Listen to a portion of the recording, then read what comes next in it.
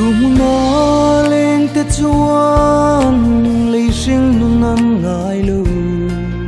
rin te kin chan dam tu an phaka rin tra ma to lu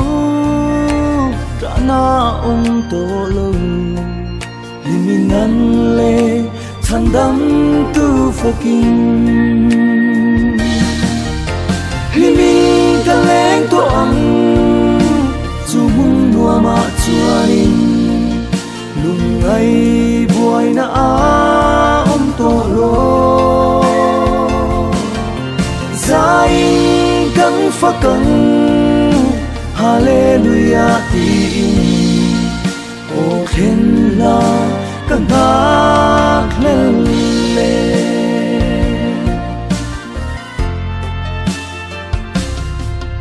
vang ko pui mo ya chuan kan la lên ra anga lim takin chandam tu kan faka mangai lên rual te ne limin kan zai to ang chandam tu le lun ne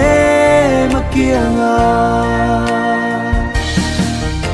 limin ka leng to ang chumung nuwa ma chuanin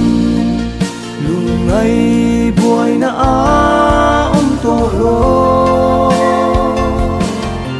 zain kan fakan hallelujah tin o khen la kan hak le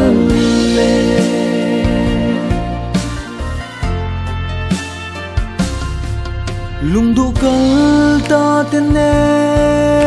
kan la in tok le ang chung nuam kan khen hun na chua in chen na to lo ra na to lo iswa kia nga buang ten kalengan limin ka leng to ang chumung nuwa ma chuanin lungai buai na to lo zain kan fakan hallelujah tin o khen la kan hak le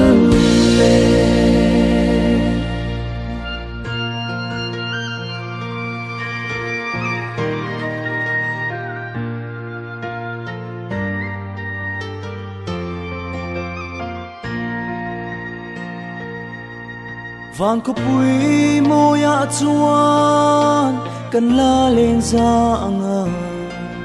lim takin chandam tu kan faka mangai lên rual te ne limin kan zai to ang chandam tu le lun ne makianga limin ka leng to ang chumung nuwa ma chuanin lungai buai na to lo zain kan fakan hallelujah tin o khen la